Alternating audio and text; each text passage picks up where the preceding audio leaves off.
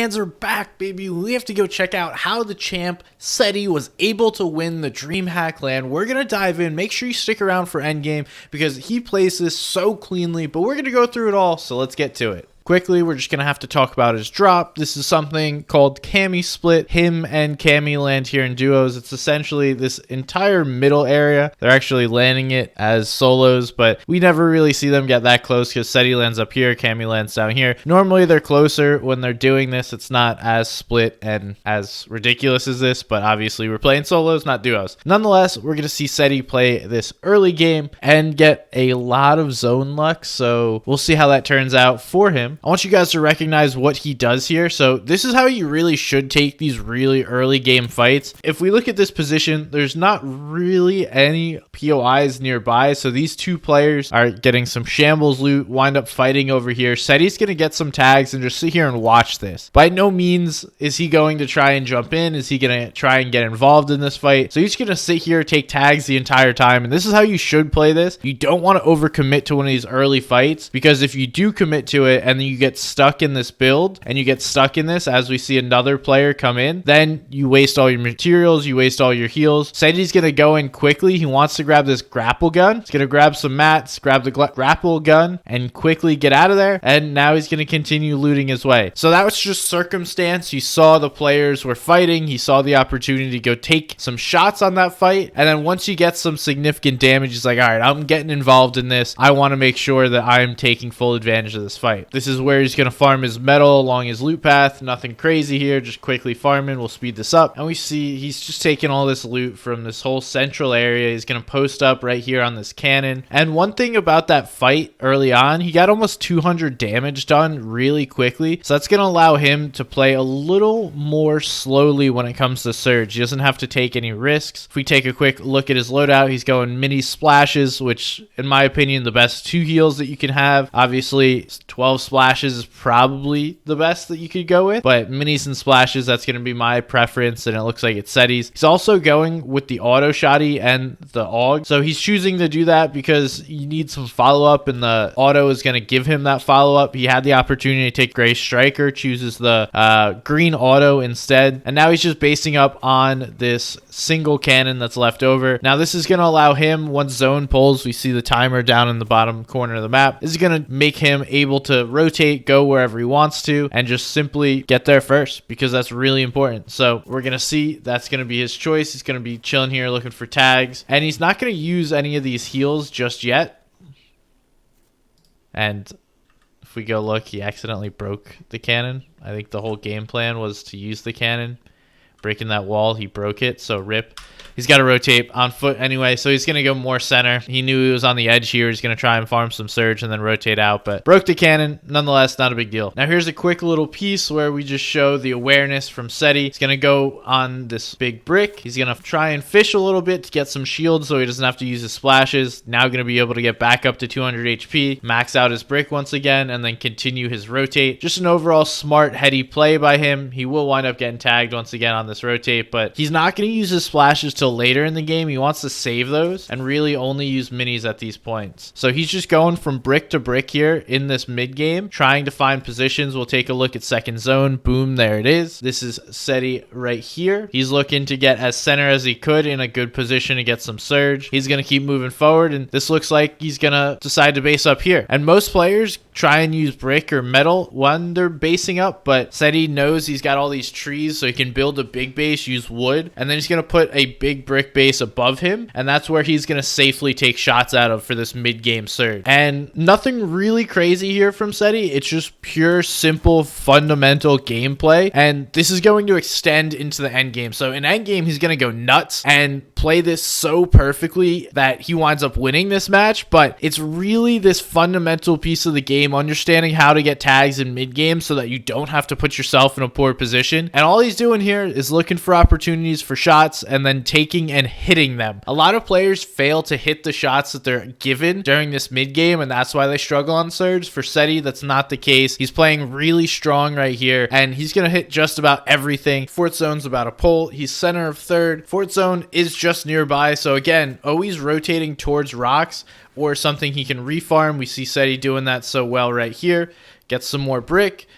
has that slight refresh, but even if it's just like 3 or 4 more mats, that could be the difference between you going down or you being able to stay up because you could protect yourself. So once again, he's going to look on this backside, the players on the outside of zone. This is really important. Lots of players don't understand this concept and will look at the players inside the zone. Setty's looking on the outside here for all of these players on the outskirts that have to rotate. So what he's doing is just going to focus on players that have to move, won't be able to sit there in their base and shoot him back, and then just take the tags that he's given. So this is a really strong surge zone for Setty because of this early rotate. He's just constantly getting tags here, looking at everyone and keeping his options open. And again, just here predicting the movements of players, trying to catch them as they go out. Doesn't wind up hitting them, but not that big of a deal. It's trying to get those extra tags. We see he didn't have a ton of AR ammo and still has a good bit, so he was getting and hitting shots, but he was sparse with the shots that he was taking, almost going for the assured tags.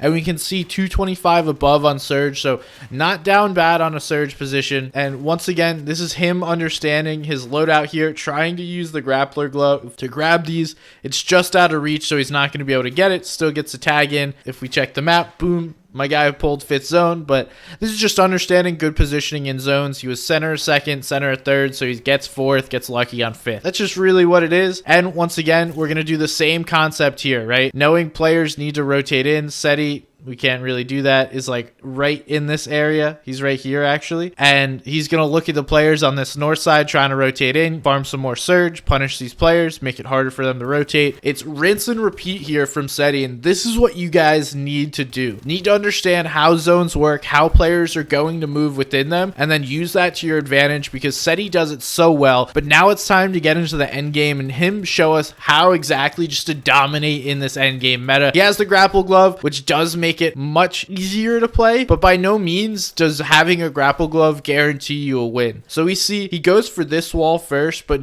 recognizes that there's too many players going to be looking back at him. He's on the back side of 6th zone, so he's going to go at the side of his box and then quickly use 2. So you get 1 speed boost after you use the second one.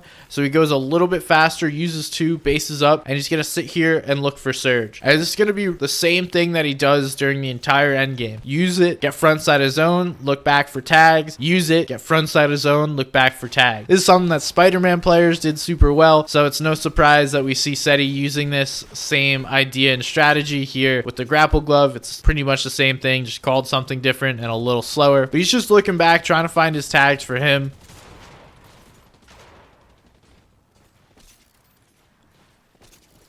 And so it takes him 5 uses of the grapple glove to rotate 6th zone and very little mats. So he built probably 6 or 7 boxes with the mats that he had. Pretty crazy considering how much people will spend on first moving zone. He's waiting for next zone to pull. You see he's already waiting with the edit to make this rotate. Zone's going to pull back down, but instead of going straight that way, he's going to go out to the side into the dead side of zone and then find himself on front side. So it's a little safer of a rotate with the grapple glove. Now we can see him constantly changing the edits here. That's to make sure he doesn't get caught slacking and someone jumps in.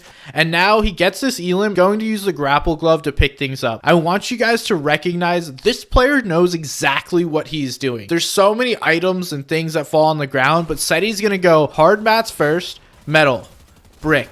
Then he wants that shotgun. Boom, he gets the shotgun. Now he wants the combat SMG. Okay, boom. Now he's just secured a better end game loadout and he's secured all the hard materials. When you are getting pushed on the backside of zone by zone, you only have so much time. He prioritized what was necessary. That's hard mats. That's a better end game loadout. Using that grapple glove so efficiently and effectively. And now we're going to see it on the rotate as well.